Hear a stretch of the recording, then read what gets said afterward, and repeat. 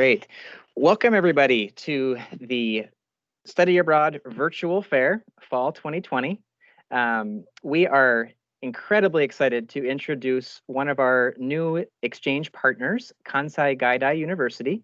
My name is Scott Pearson, and I'll be the moderator of today's session. I am particularly excited about this experience in that I had a chance to visit the Kansai Gaidai University campus just prior to COVID-19 last year, right around the same exact time. And I know firsthand that it's a real treasure and a real wonderful opportunity for our students. I know that there's opportunities for a variety of different majors, including hospitality and applied social sciences. There's opportunity for students who have interest in learning Japanese, exploring Japanese culture. And it's one of those, for me, it holds a special meaning because I lived a good portion of my life in Japan, teaching English for 2 years over in Japan, a little bit north of the Kansai region. So without further ado, I'd like to introduce our guest speaker for this session, Dean Steve Zerker. And Dean, I'll turn it over to you. You can certainly share your screen. And how would you like to move forward? Would you like to wait on questions until the end, or would you like me to monitor the chat and address them as we go through? Why don't we wait until the end if the students don't mind? That might go a little bit more smoothly. But I want to answer all of their questions without hesitation. So if they have a question, let's get to it. Absolutely. And just so everybody knows, time or frame of reference, right now it is morning in Japan. Yes. We appreciate you joining us in your morning and our late evening here. So, well, usually when we do these types of things, it's done in the morning in the U.S. time, so it's at night for us. So I appreciate the fact that you set this up as an evening event on your side. So, yeah, it's 10 o'clock right here. Excellent. Well, with that, I'm going to mute my mic, and I know you have a wonderful presentation to take us through. Okay, thank you very much for that kind introduction. All right, so yeah, once again, my name is Steve Zerker, and I'm the Dean of the Asian Studies program here at Kansai Gaidai University. So our plan today is to give you a brief overview. We have a few slides we want to share with you that talk about the history of our program and what we consider to be the key aspects of it, the key selling points of our program and so forth. But mostly I want to leave time for questions from the students that have gathered for this presentation today. And I thank you all for doing this during your evening to learn more about our program. Okay, so Kansai Gaidai University, again, is the name. And within the school, we have what's known as the Asian Studies program. This program goes back to the early 1970s, so this is something that this school has been doing for a long, long time.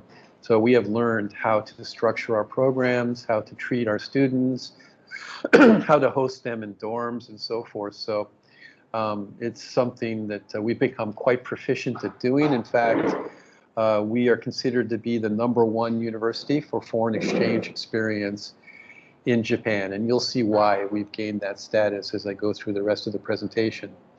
So the school itself was founded right after World War II. There was a boom of new businesses and new universities after the war was over, and there was a reorganization period.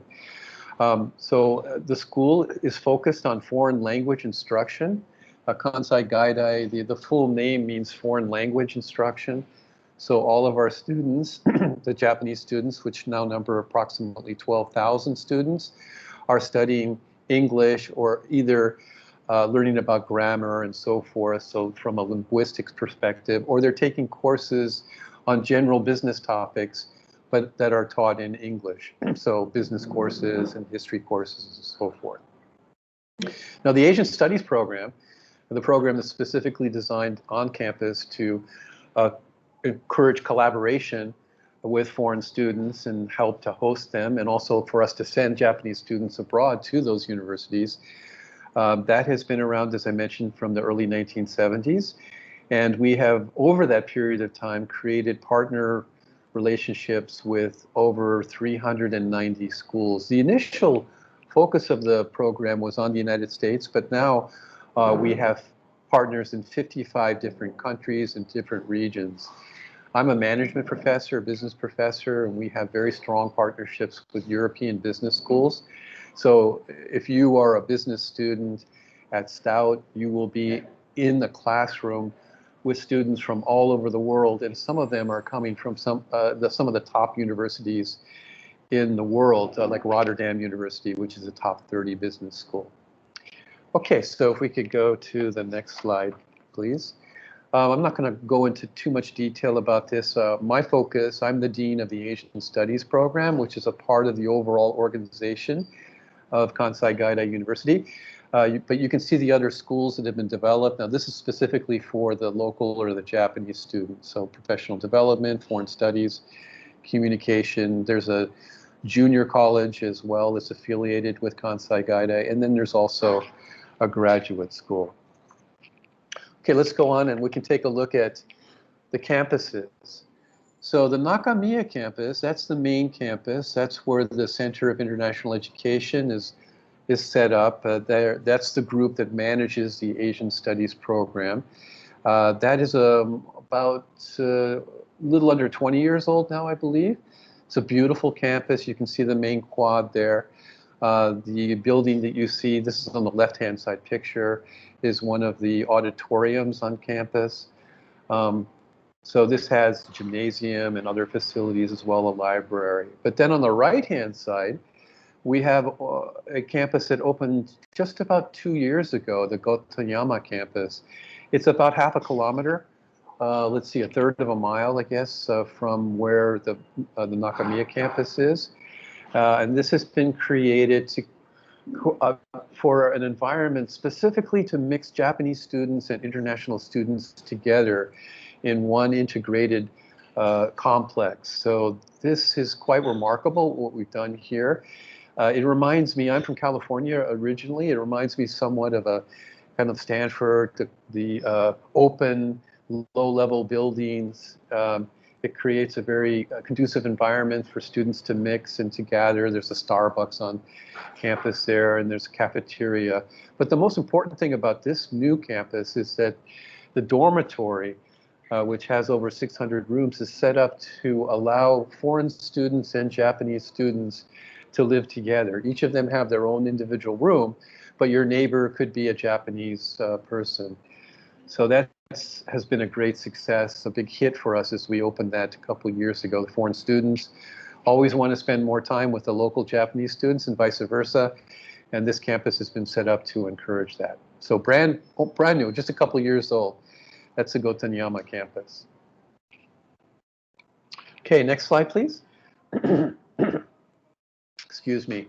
So I mentioned the affiliated institutions.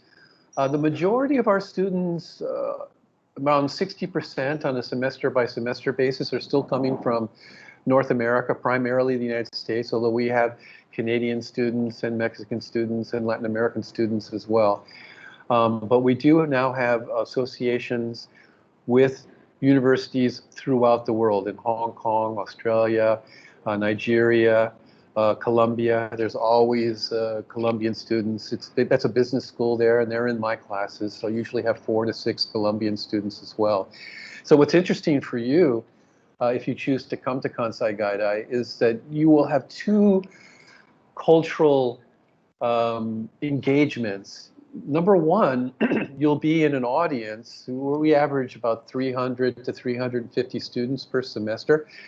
But that audience, that group of students that have come from all over the world, will be so incredibly diverse. So as an American student, if you are American, you will be studying with Europeans and Africans and Asians and so forth. So that in itself is a very interesting, wonderful experience. The students tell me how much they enjoy being in basically a mini UN. You can think of it like the United Nations.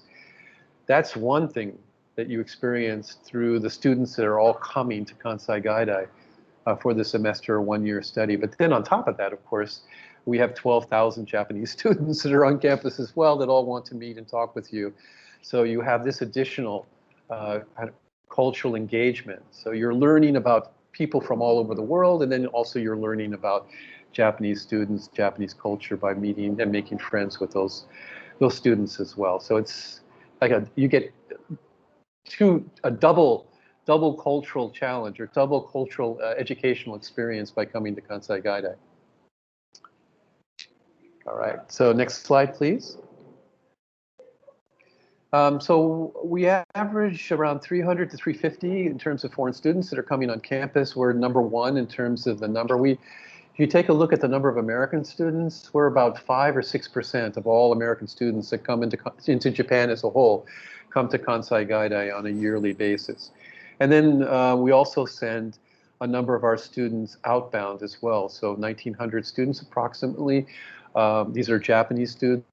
Will go to Stout or other universities all throughout the world to study on short-term programs and longer-term programs as well. So it may be that you meet people while you're here on campus that will be going to Stout the next semester. So you're able to develop strong friendships or partnerships with those students that share your experience of being a Kansai Gaidai, but then also when you return to your home campus, they may be studying there as well.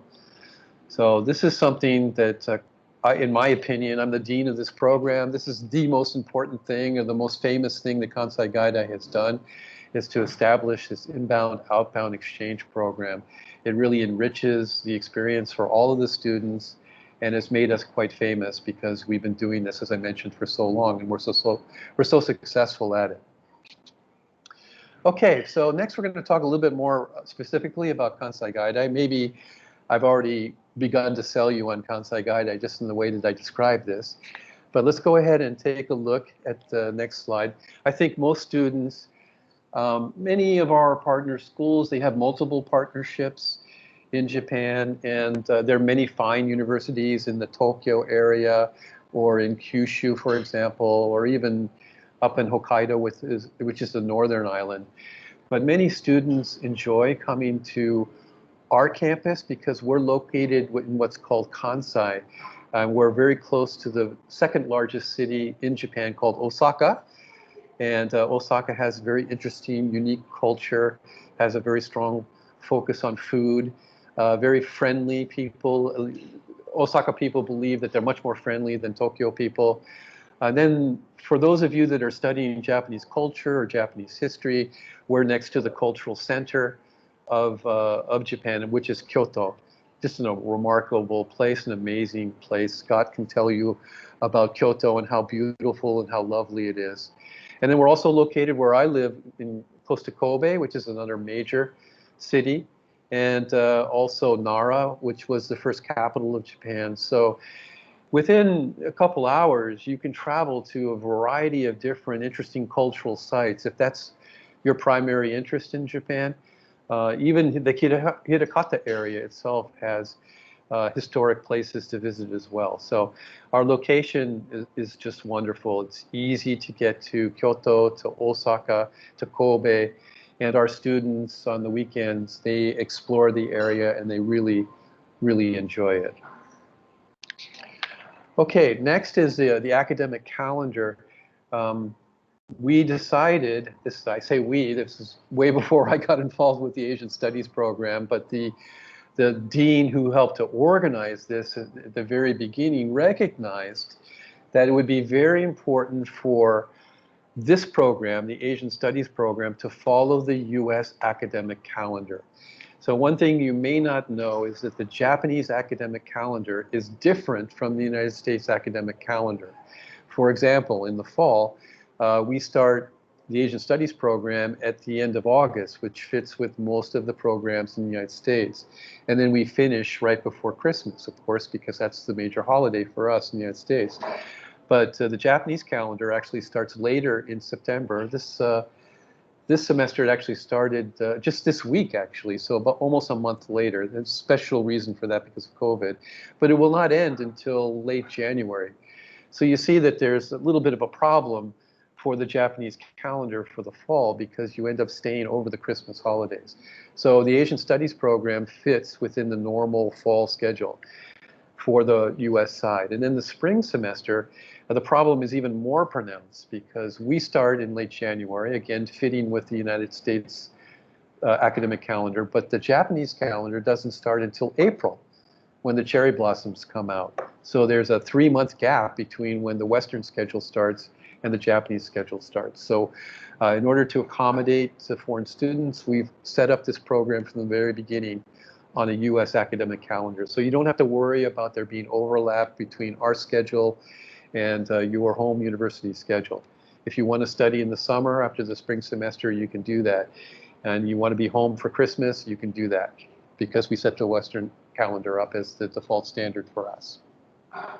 The one drawback of this in the spring semester, if you're thinking about coming next spring, is that it's just you on campus January, February, and March. The Japanese students, other than the ones that are mixed into your class, and that will be, usually that's about 200 or so, they'll be on campus, but the 12,000 students won't show up until April. So the latter part of your spring semester, the campus will be completely full with Japanese students. The fall, the overlap is a little bit closer, as I mentioned. It's only about 3 or 4 weeks off. Okay, next is the course offerings, and this is something that I'm very proud of because I've been the dean for about 5 years. And when I started, the number of courses that we offered to the foreign students was around 30, and we've doubled the number of content-based courses. Now, by content-based courses, that means they're taught in English, but they're focused on Japanese topics. So we're talking about Japanese religion, Japanese design, Japanese music, Japanese sociology, gender studies, business courses. I do a marketing across culture class, which is focused on how to do international marketing. I do an entrepreneurship class focused specifically on Japan. So these classes are taught in English, but they're focused on Japan or more broadly Asian studies. And that number has doubled since I became the dean, from about, it was actually a little less than, it was 28. Now I remember the exact number when I started. Now we're over 60 different courses. So this means that the course loads are quite low. We average around 12 to 14 students in these classes, and that the classes that you want to take, you'll be able to get into. We have very little problems getting the students into the classes that they want. You can go to our website and see a complete list of all of our classes that we offer on a semester by semester basis. And then we also, of course, we offer Japanese language courses. This is mandatory. When the program was created, back in the 1970s, they decided that if you're going to be in Japan, you need to study Japanese. So you will take this. Most of the students that come into Kansai Gaidai on an exchange basis have not studied Japanese before. They're lower level. So we have 8 different levels for spoken Japanese, level 1 to 8. We do a test when you come in and start the semester and figure out what level would be appropriate for you. And then once you're in the class, of course, you can change. If the class is too easy for you, you can go up, or if it's too hard, you can go down. And then we also have kanji class, and there's different levels there. So those of you that enjoy studying kanji, you can take that class. That's optional. The spoken classes are mandatory. The kanji classes are optional. And we have different levels based on your skill level there. So if you come into Japan in the Gaidai program and you already have Japanese studies, and then maybe your school doesn't offer higher level Japanese courses, we can give them to you. Basically, we cover all 4-year level. The level 1 through 8 is 100, 200, 300, 400 level Japanese on the spoken side and also on the kanji side. Then we find the students love to do hands-on types of classes. So we have a ceramics class where you're actually doing Japanese pottery. This class is so popular. Our students really love that. We have a manga class as well, manga drawings. We have a koto class. If you're not familiar with that, it's a long stringed instrument, very distinctive Japanese historic musical instrument, and we teach classes about that as well. I think we have a sumie class coming up, so Japanese calligraphy class. I believe we'll start teaching that next spring as well. So we'll have another specific hands-on studio art course to offer to our students. Okay, next is housing. I already mentioned there's this Global Commons, or UE. That's the on-campus residence that has 660, 670 different individual rooms where Japanese students and foreign students can all live together. But we do historically offer homestay as well. I generally recommend that the students do homestay, especially if you want to accelerate your Japanese language skills. If you're in the global commons, of course, you're going to be speaking English primarily. But if you're at home in a homestay, you'll be speaking Japanese primarily. When I was a student at Kansai Gaidai, I forgot to mention to you that I also was an exchange student at Kansai Gaidai back many years ago. I stayed at a homestay, and I really enjoyed that. At that point, most students did stay in homestay, but now about 80% of our students actually stay in the dorm as a choice. So here you see some pictures of what the homestay experience is like. So you're immersed basically in a Japanese family. So you learn about the relationship between the father and the mother. You know, you're just exposed to Japanese culture at the family level, which you would not experience if you stay at the dorm. So it's an enriching experience if you choose to take that route. Okay, the next slide is the UE. I've already talked about that in detail. So there is a gymnasium there. Hey, we don't have the picture, or maybe, is that on the bottom left there? Is that the karaoke?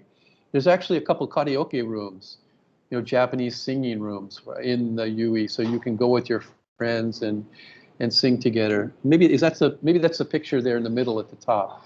That's the karaoke room. People are standing and clapping.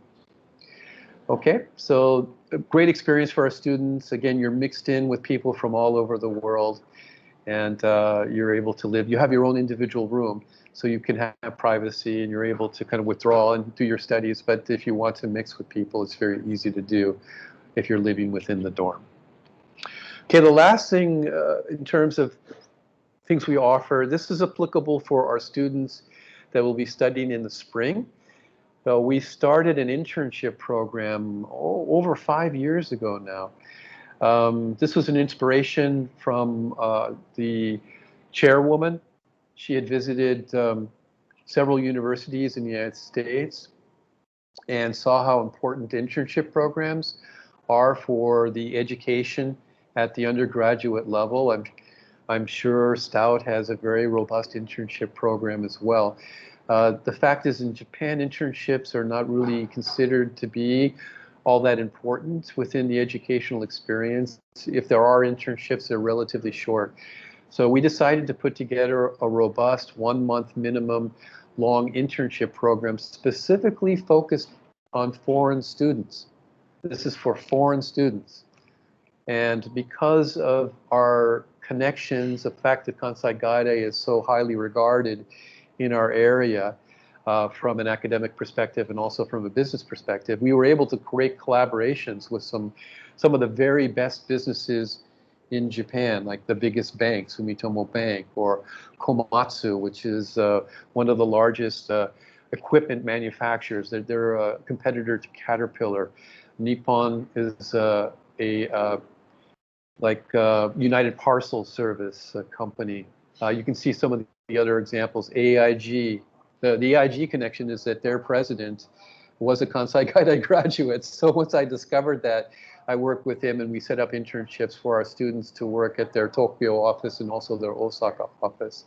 So Nippon Express is a transportation company. Kidzania is this very interesting education park, I guess I would describe it. It's set up for young people to go and experience what it's like to be a fireman or a journalist in various rooms that you go to. It's so much fun to go to. So they've approached us, and we have interns that are working with them.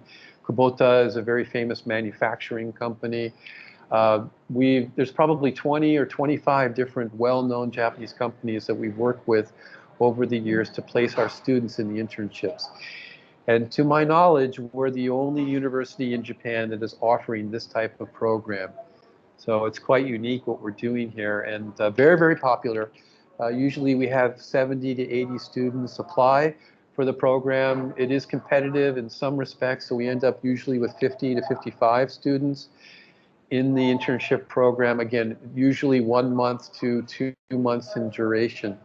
This starts exactly after the May exams, the spring semester ends. So you finish your studies at Kansai Gaidai from a formal academic perspective, and then if you're accepted into this program, you roll right into the internship.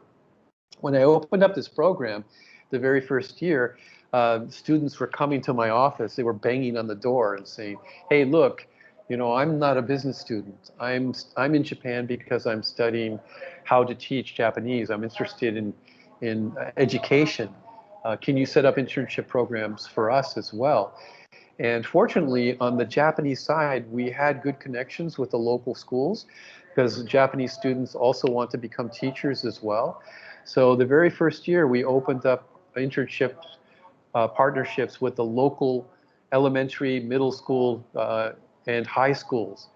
So on any given year, sometimes we have more business internships, like 60% business internships and 40% school internships. Last time we ran it, unfortunately, we didn't run it this summer because of COVID, but in the previous year, in 2019, we had more students actually in the education internships.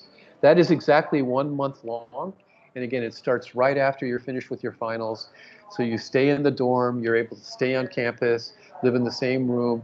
You complete the internship after 1 month, and then you go back home let's see, it would be in late June. So that's how that works. And we also have worked with some nonprofit organizations because some of our students are interested in that area. So we have NPOs. I was the vice president of the American Chamber of Commerce, so we placed many of our interns there as well. And also Hitakata City, Hitakata Foundation. There's other tourist agencies for you hospitality students. We've had internships at tourist agencies as well, affiliated with the local governments and so forth. So wide variety of different internships, wonderful program. You do this, you put this on your resume, and you stand out from anybody else because they will not have that on their resume. They will not have that. It's only a Gaidai that you can do this type of thing. Okay, just very quickly, Scott, well, let's go to the next slide, please. So the financial information, we have an exchange relationship with Stout, with Wisconsin Stout. So the tuition is waived. I believe that's how it's working with the university. There are some additional costs, though, for staying here. The homestay is a little bit more expensive than staying in the dorm, the Global Commons. So there's some costs there and some additional expenses in terms of staying here. So in terms of daily expenses and so forth, it's probably somewhat similar to what you're experiencing at Wisconsin Stout in terms of food and so forth. And Japan has a reputation for being more expensive, but Hitakata, where we live, is actually a lower cost area. And the students all figure out the right place to go shopping. And, you know, if you go after 6 o'clock, things are marked down. So they figure that all out. So I think in general, the expenses in terms of day-to-day living, it's not that much different from what you're experiencing now at your home university. So if you are interested in this program, obviously you can get more information from Scott or from us as you choose. Okay, we're currently, let's go to the next slide. We're in the application period right now for the spring semester. So that opened in August and will run through November 1st. So the good news is that we had to go online this semester because the Japanese government was not allowing international students to come into Japan because of COVID. But actually just this week, they changed their policy. So we don't know all the details on this yet, but it looks like that major hurdle in terms of getting students into the country. This is not a problem for Kansai Gaidai alone. This is a problem for every university in the entire country. No international students could come in at all during the last 4 to 5 months. But that policy now has changed, and students from any countries throughout the world now are eligible to be able to apply for a student visa, which means technically for the spring semester, we should be able to do things in a normal fashion. That's not a final decision yet, but anyway, the major hurdle in terms of the Japanese government saying no, foreign students are not allowed in the country now, just this week, has been rescinded. So starting October 1st, the visa process will be open. So if you're interested in this program, you see the application period, you have till November 1st to be able to apply. The last time I checked, we had about 240 students that have already applied for the spring 2021 semester. So if you are interested, the process is you receive a logon ID from us, and then you have to go through the application period or the application process and provide documents to us. Those documents are reviewed by our program. Sometimes I get involved in the review process as well. And then we notify you well in advance about whether or not you've been accepted into the program, and then you can begin to prepare to come to Kansai Gaidai in the spring. Again, the semester starts at the third week of January. Okay, so that's an overview of the application procedure. As usual, I went longer than I had expected. I was hoping to take up only 20 minutes, but I've been a professor for 10 years, and it's hard for me to be able to do anything quickly when it comes to expressing something that I'm passionate about. Obviously, as a former exchange student, I know how important this is. I'm very happy that it looks like in the spring we'll be able to open things up and have students on campus. We are doing things all remotely right now. We have over 300 students that are taking online courses, and they're mixed in with Japanese students.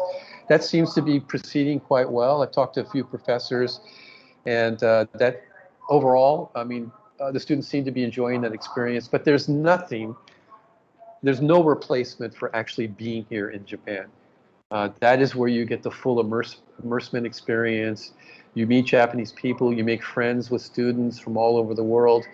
And honestly, by living here, by being a part of an exchange program, no matter where it is, it doesn't necessarily have to be Kansai Gaidai, but to become an exchange student and to spend a semester or 2 semesters abroad completely changes your life. That was certainly my story.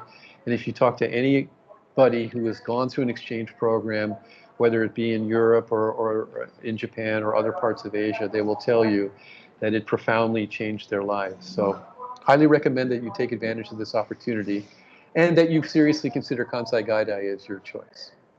Okay, I will stop talking now. And let's go ahead and open it up to questions.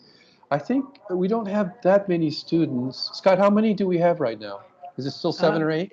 It looks like we've got around 10-ish or so. So yeah, we're kind of riding around that same Okay, more or less. shall we just open it up? So if you have a question, why don't you just unmute yourself, and I'd be very happy to respond to that. Anything you have in mind, please ask me. Sure. Elizabeth, you have your hand up. Please go ahead. Yeah, I was just wondering about, I think this is the right one that I saw a scholarship opportunity that I was curious about that was from this university. We have a scholarship, but that's for independent students that come in. So since you're a Stout student and we already have an agreement, that means that the tuition and so forth is waived. The independent students come in if they achieve a 3.0 grade through the course of the semester, then we reduce their tuition by 50%. So that's maybe what you saw. And Elizabeth, I could just add to I think that was it. I can add to that to say that you are paying Stout's tuition and fee structure. So it's really no different in terms of what you'd expect to pay for the tuition and fee aspect. And then living expenses, as Dean Zerker mentioned, are quite reasonable. You know, it's not too different from what students are paying here at Stout for an academic semester. Yeah, there is a company, or not a company, an association called the Bridging Japan Foundation, and they offer scholarships to students who study in Japan. And Kansai Gaidai students were usually number 1 or number 2 in terms of recipients.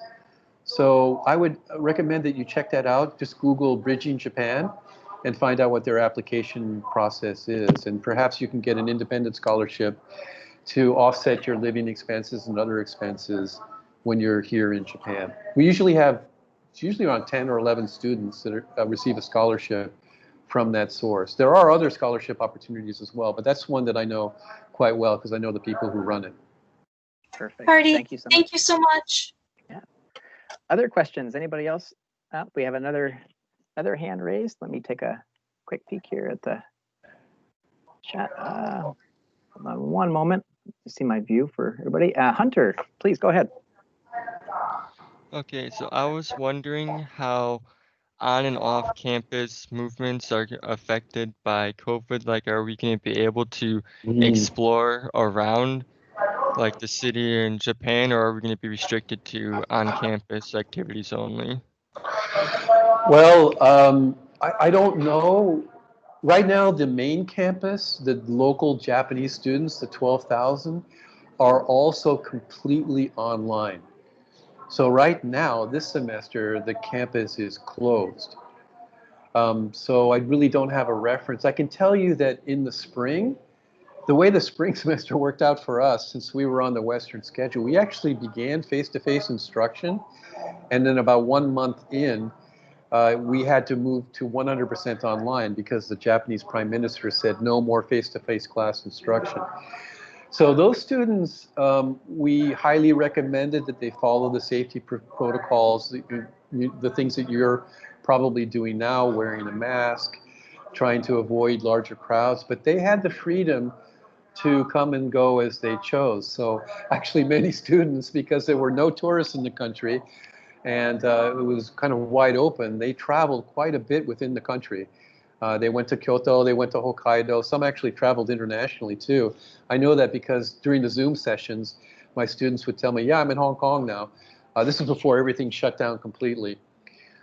So I would imagine that in the spring semester, there'll be very strict protocols in terms of wearing masks, probably in the classroom as well, using hand sanitizers as you go in and out of the offices, making sure you don't meet in large groups, not congregating together.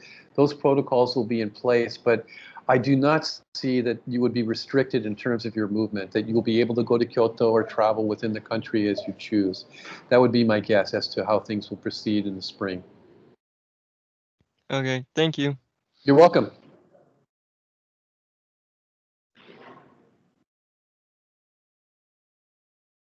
So Scott looks like Harlan, perhaps? Scott, are you still there? Hi there. I was wondering, so will majority of classes be face-to-face, or is it going to be like 50-50? Well, I don't have a complete answer to that yet. It's only, as I mentioned, in the last couple of days that the Japanese government rescinded their ban on all international students. I haven't had a meeting yet with the staff. I do that on next Tuesday, so we can begin to figure out what our strategy is. But my guess would be is that we would have face-to-face instruction, and that there would be protocols, safety protocols in the classes themselves, like wearing masks and not sitting close to each other. So I don't see that for the students that are on campus that they would be doing online instruction. We would not do a hybrid model. I think what we would do is follow a face-to-face model with the proper safety procedures in place. That would be what I would expect to happen. Now, I can't guarantee that because it's not just my decision as the dean. We have to coordinate this with the policies that the school will make for the Japanese students who also will be on campus starting in April for their spring semester. But my prediction, my sense of how this will work out is that it will be face-to-face, no hybrid, no Zoom for the students that are here. Some great questions. Thanks so much, Hunter. And Owen, I think your hand's up. Hi, yeah, I was just wondering how expensive transportation would be between the cities. Like to get to Tokyo, for example? Correct. Okay, so there's two options. You know, I haven't been traveling to Tokyo so much lately. I'm no longer the vice president of the American Chamber of Commerce, but I used to go up there almost twice a month. So there's a Shinkansen. That's a little bit expensive. It's about 14,000 yen for non-reserved seats. So that's about $120, $130 one way. What I've been doing, though, is there's low-cost carriers like you have in the United States, like what are some of the popular, I can't think of now, I've been out of the country for too long, but the cheap airlines. So Japan has some of those, and one of them is based in Kobe, where I live. So oftentimes I could fly to Tokyo for about 7,000 yen or 8,000 yen. However, the cheapest way to do this is called the night bus. And I don't do that because I'm no longer a student, but the students do that. And you can get to Tokyo by riding a night bus from Osaka for about 5,000 yen or so, somewhere in that range. So that's the cheapest way to get up to Tokyo. You're sleeping on the bus overnight. Apparently, according to my students, it's fairly comfortable and manageable. but that's the cheapest way to get around, is taking the night buses to go from place to place. There are deals too that the Japanese government is offering for train discounts and so forth. So you could get like a train pass. So some Japanese students take advantage of that to be able to get reduced train fare. The easiest way to travel in Japan, obviously, is with trains. And in terms Thank of you so reference, much. When you quoted about 5,000 yen, more or less $50, maybe a little bit less. Yeah. Yeah. Right. Okay. Yeah. Clayton, your hand's up. You're up next. Alrighty. So hopefully homestay is still an option in the future here, especially even with COVID going on. Is that true? That's a good question. Once in the spring semester, once we moved to online instruction, we shut down the homestay program. But I would imagine that if we have a program running in the spring and we're doing face-to-face instruction, that the homestay program would be an option as well.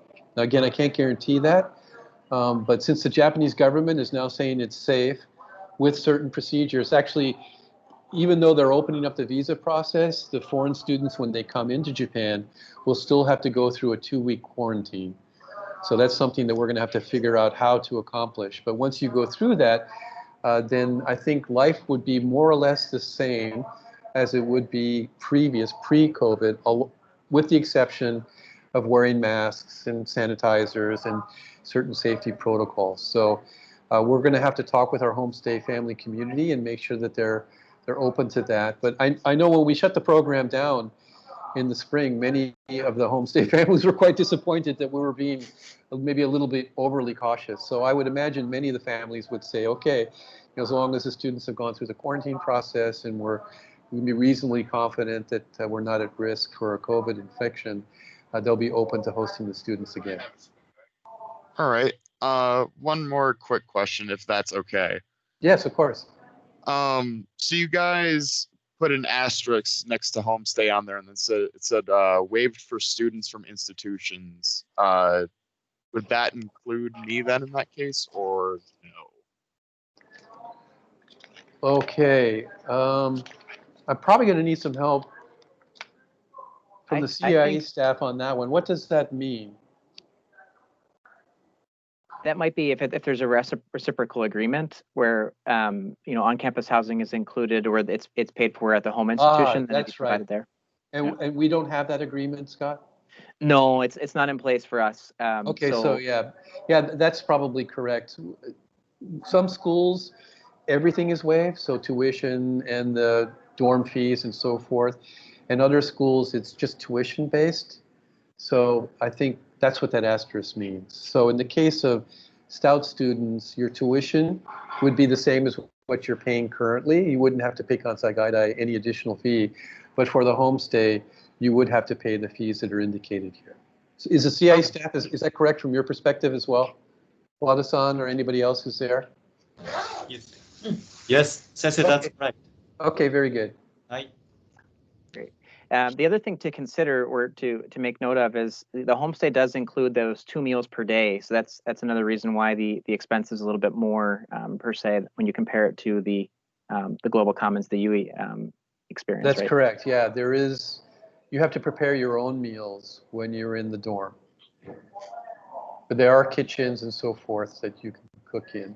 And there's plenty of restaurants in the immediate area, and they're all open right now. They don't have a lot of customers, but they're open. So that's something you can choose. And you'll find out within the first few days what the favorite student places are. Excellent. We had another question that I know my colleague Andrea Morris has already answered, and it was with regard to specific classes that students could take. The question was, is it limited in by any means in terms of needing to take just a major specific course, or could we take courses that could fulfill minors or general education requirements? And Andrea already quickly responded that, of course, there's no limitation. You could take courses in a variety of different areas. And yeah, actually, on that point, I encourage students when they're here, because in a sense, we're like a mini college. The 60 courses that we're offering touch on various aspects of Japanese culture. So if you're a business student, take a history class. You're very welcome to do that. There are no prerequisites for these courses. In my business classes, I have no prerequisites. There's none for the other courses as well. So as long as you are not limiting you to graduate on time and you have a certain major requirement, if you can, as an elective, take courses outside of your major, you're very welcome to do that. And I find that that's an interesting thing for our students to do when they are on campus at Kansai Gaidai. Wonderful. Another question that just came in with regard to the dormitories or the on-campus residence hall, the UE. You mentioned previously that it's typically one or single occupancy, so one person per dorm room. Are there Correct. any options for double occupancy, for having a roommate? That's an interesting question. And as far as I know, the answer to that is no. The way this dorm has been set up is it is only single units. When we moved from our residence before, which did have sharing accommodations, there were 2 students together. Many students complained that they missed their roommates when they went from those sharing accommodations to single accommodations. But overall, most students tell me that they're happy to have their own individual residence or an individual dorm room. So to my knowledge, there isn't a way for you to share. Some students, however, do live off campus, and it's not that difficult to find your own apartment. And in that case, if you're someone who you really want to share expenses with or be with, that would be an option for you to consider. Some students do that. Usually students do that in the second semester that they're at Kansai Gaidai. The first semester, most of the students stay in the dorm. But in some cases, the students do find their own accommodations. Great. I have another question, another one being formulated as I speak. This question is about courses. So where it says religion, business, design, and then 60 plus courses, does design encompass any graphic design courses as an option? I don't think the sensei who teaches that design course focuses on graphic. Oh, let me check on that, Scott. I'm not 100% sure that I'm right about this. Let me check with her and see if she touches on graphic design. There's not a class specifically targeted to graphic design, but she may incorporate elements of that in her design class. Those classes, by the way, are becoming very, very popular. In fact, the design class this semester in our online offering is the most popular class we're teaching. Wow. It's the first time ever that design has climbed to #1. Yeah. And I'm Stout's being actually pushed down the list. My marketing class is going further down, which is okay. I can tell based on some of the questions here that we've got quite a few art and design students that have significant interest in the program and the exchange. Another question was just asked about entertainment design. Any course offerings in that area? No, that's a little bit too specialized for us. That's the first request that I get. When I go through the student comments at the end of the semester, I always write down the student recommendations for additional classes. And as we've grown the number of classes over the last 2 or 3 years, I've tried to accommodate those requests, but I haven't heard about entertainment design. In fact, I'm interested to find out what that is. Sure. Well, and that's something that, we could certainly talk with the student, look at the course offerings, and actually connect with our program director to see if the courses that you do offer, anything might transfer back in towards completion of the entertainment design major here. Yeah, we have a listing on our website of all the courses in a very basic description, but at any time you can request the course syllabus for the class, and we'll be able to provide that to you. Perfect. And that answers the other question that was just posed. Okay. So any other, well, in terms of where we can access this information, I think you did mention during the presentation it's available through your website. We are going to have a link towards it for it on our site as well. Right. Oh, it's the Asian would you Studies mind? Program website, so it's very well designed. There's lots of information there. You can find out about the professors, their backgrounds, the courses that we're teaching. You can see the schedule from the previous semesters as well, and what the complete course offerings have been. Now, this semester, of course, is a little bit different because we're not teaching all of our 60 courses online. We taught a limited number of courses, but if you look at previous semesters, you'll see what we normally teach when we're teaching face-to-face on a normal basis. Wonderful. And just so everybody knows, I know there's a lot of questions coming in here regarding courses. So what we'll do is, as a follow-up to this meeting, we will send off a listing or the actual website link to everybody who's in this this conversation in this session today. So, Okay. let's see. Any other questions? Feel free to raise hands or to post them in our chat window. Dean Zerker, I have a couple questions that maybe I can ask in the meantime while students are maybe thinking of. Scott, are you interested in becoming a student again? You want to be an exchange student? After your presentation, absolutely. As you were going through it, I was just reminiscing and missing my time in Japan. It was one of the most enjoyable experiences of my life. So yeah, that's I can't encourage students, more strongly to really seriously consider taking a semester or even an academic year. I think that it'd be a life-changing experience. One question that I had was with regard to safety. I know we talked a little bit about COVID in general, but I know I've always found, and I was there in Japan quite some time ago, but as a place, as a destination to live and to study and to work, very, very safe society. Could you talk a little bit about that and Sure. what it would be like for students? Let me just tell you that when I go back to America, I have to remind myself to be very careful about watching my things and to what's going on around me, because in Japan, I've been now I've accustomized myself to the fact that this is one of the safest places you can possibly live in the world. From an American perspective, the Japanese people will disagree with me, but from an American perspective, crime is almost non-existent. And every semester, there's stories where students lose their wallet or they drop their things. They leave it on the train, they leave it on the bus, and then they get it back. Because Japanese people will find these things and turn them into the authorities, and then the students will contact the lost and found department, and there's the wallet. Just last week, we actually had a visitor. He's the president of MGM Japan. We're trying to build integrated resorts, and he came to visit us in Kansai. He left his suitcase in the taxi cab. Now, if you're in New York or San Francisco, maybe you have a slight chance to get that back. They came back to campus. They delivered it to him. He wasn't even worried because he's lived here a long time. So there are now. I don't want to say that there aren't some things you need to be aware of. Sometimes there's harassment. We have some people in the immediate area around Kansai Gaidai that have a peculiar interest in foreign students. So every once in a while we get reports of that type of thing. But just overall, maybe Singapore, Japan, you couldn't get any safer. It really is wonderful. There's very, very few instances where students have any engagements with local people that are negative. What happens is consistently the students will tell us how wonderful the Japanese people are and how helpful they are. I always tell my students in the first week, if you want to find out how helpful Japanese people are, just stand on a corner and look at your phone or pretend you're looking at a map. And within 2 minutes, a Japanese student or a Japanese person will come up and offer to help you. That's just the nature of Japanese culture. Very, very accommodating, very, very interested in helping foreigners understand better about Japan. So it's a wonderful, from that perspective, it's a wonderful place to be.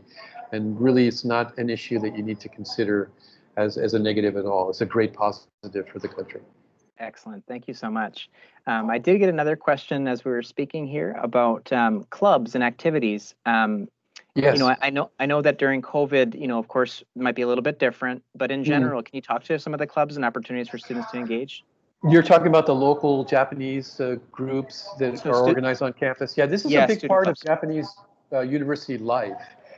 And many students get engaged in a wide variety of different clubs. Bluegrass music, Japanese culture, you name it, there's probably a club. There's martial arts clubs. When I was a student at Kansai Gaidai, I joined the karate club. So I became a part of that. That was a wonderful experience for me in terms of learning about Japanese culture and so forth. So yeah, those clubs are open to having foreign students engage with them.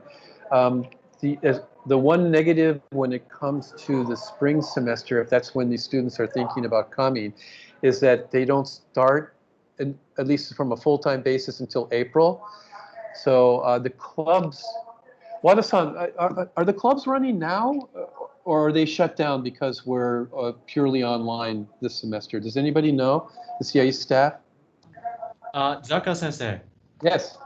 yes, like we have activities of, clubs and circles, but because of the, safety first, we have kind of limited, way to do this kind of activities. But yes, they are doing, practices of baseball or, outside. Right. So if the spring semester opens up, so potentially the club activity would begin to return to normal. I highly recommend that if you can, when you're a student here at Kansai Gaidai, you do engage with clubs because it gives you another window into Japanese activity, Japanese people, and Japanese culture. Wonderful. Thank you so much. I see a question from Elizabeth. Please, Elizabeth.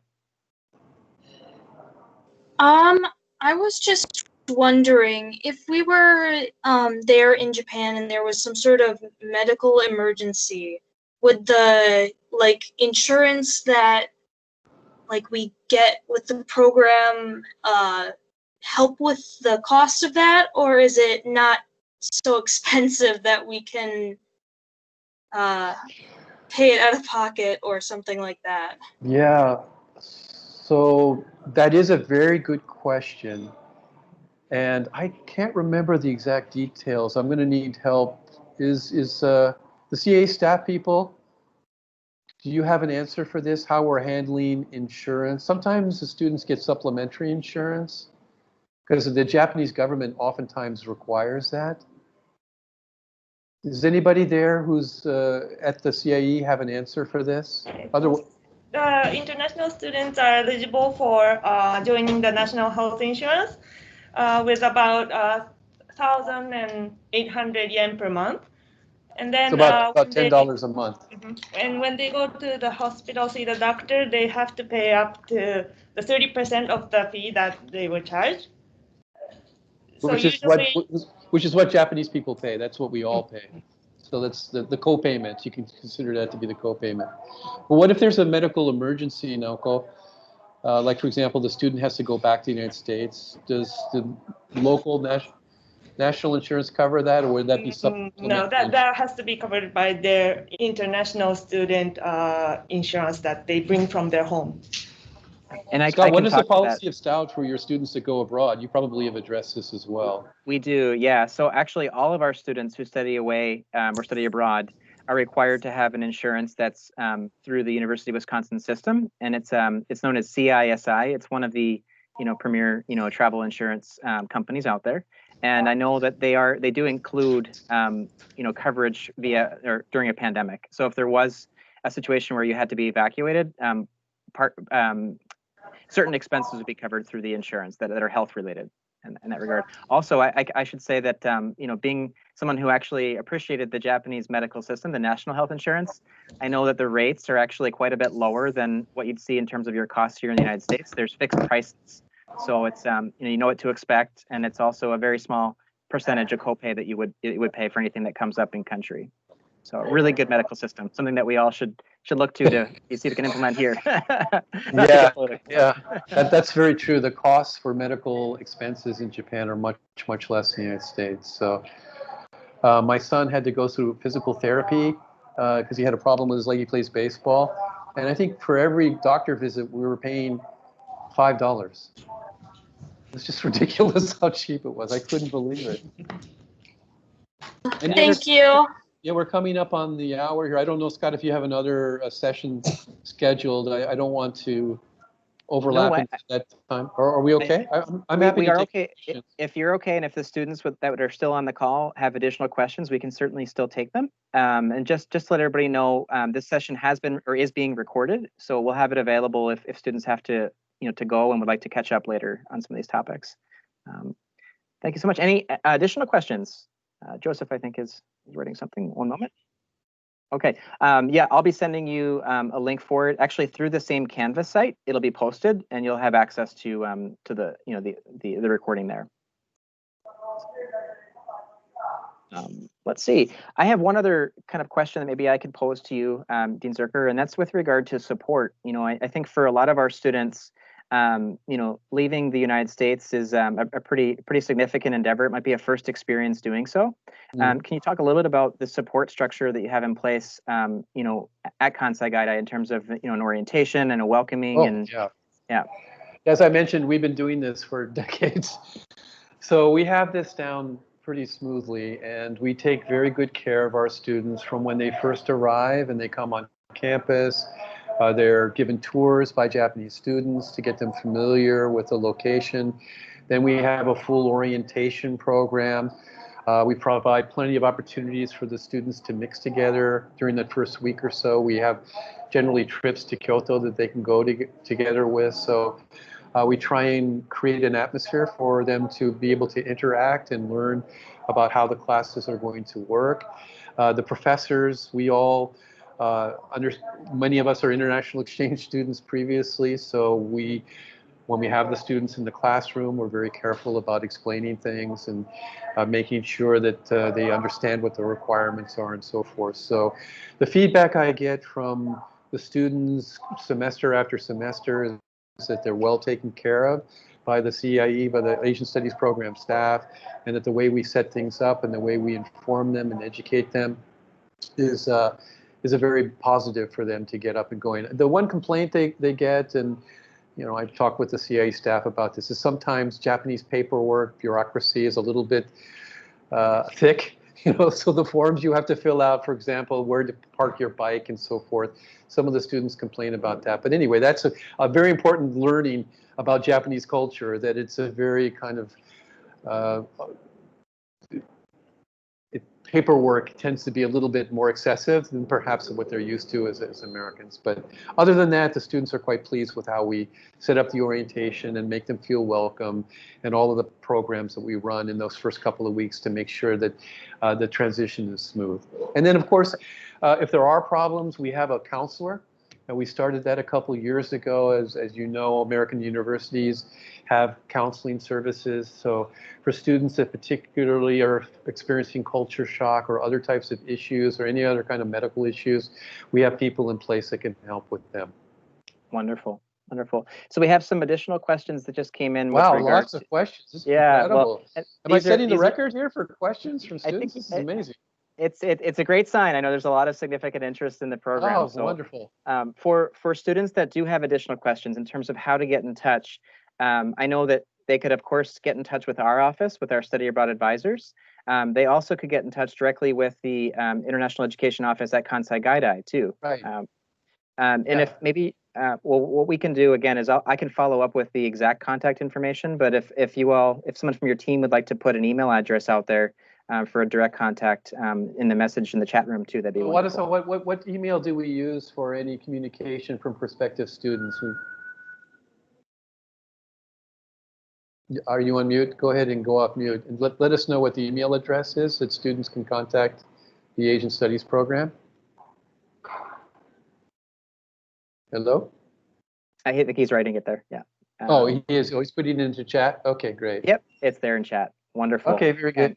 And again, while our international student office is open, we're still meeting students through virtual means. So it's easy enough for you to schedule a virtual appointment with us. Any students that have interest in learning a little bit more, and we're in regular contact with Kansai Gaidai University. Just so most students know, and you mentioned this during your presentation, Dean Zerker, we're very excited about both sending students to Kansai and also receiving students from Kansai Gaidai University. So the very friendships that you establish in country, we are very hopeful that they'll continue, and we'll see those same students come to Stout and have an enjoyable experience here. Absolutely. Where you can kind of be in a reverse role in terms of introducing people to the wonderful culture that we have and university that we have here in Menominee, Wisconsin. So yeah, I know for the hospitality program, we were hoping to send students to your university, and that was very disappointing that we couldn't do that this semester. Sure. Well, we know that COVID's a temporary, thing here. It won't be with us forever. We're hopeful that it won't come back or nothing similar for at least another 100 years. So we're hopeful to have a very long, experience of exchanges, both outbound and inbound, with you. So any additional kind of closing questions that we can help we can put forth, and Dean Zerker, I appreciate your additional time. We're over an hour, but there's lots of interest, which is really great.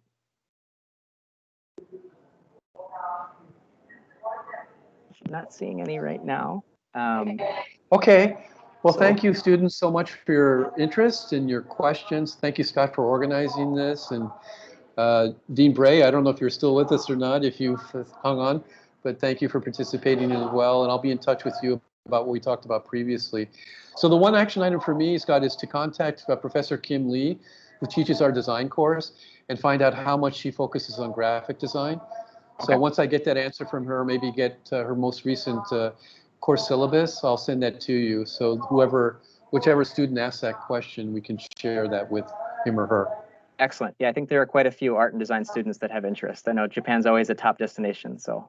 We have a very strong staff in that area. I'm very proud of the professors that we have working there.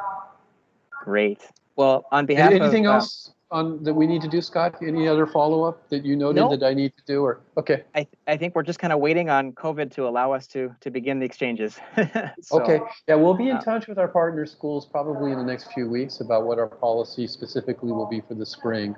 But I'm quite hopeful, based on the government rescinding the ban the last couple of days, that we'll be able to proceed on a more really or less positive sign. Yeah, I'm happy about that. One thing that I should make mention of while the students are still here, just before they call it a night, if anybody does not have a passport, now's a great time to begin applying for one. It might actually be a little bit too late for spring, because I know that our State Department just reopened, the passport services, and there could be a bit of a delay in terms of catching up on processing. So if you don't have a passport, apply immediately, and we're happy to give you some information as to how to go about doing that. Or if you need a passport renewal, don't delay any further. And we can see, there might be some opportunity to make a special request for expedited processing if need be, if you do want to go in spring. So, excellent. Well, thank you all. We really appreciate the great time that you gave us, and sure. I can tell there's significant interest on our end. So wonderful. And Japan's a beautiful country. It's a great experience to live here. I know it firsthand. So thanks again. Enjoy. I don't need to convince you. You're a believer. Were you on the JET program? I was. Yeah, I was in Toyama, Ken. So so you should share that with any of the students who are interested in education. That JET program is fantastic. It's actually being expanded too, because English education is getting more focus recently under the current administration. Okay, I'll go ahead and wrap it up. Thank you so much. Thanks you, Son, for coordinating all this. Bye-bye. We really appreciate your time. Take care. Bye-bye.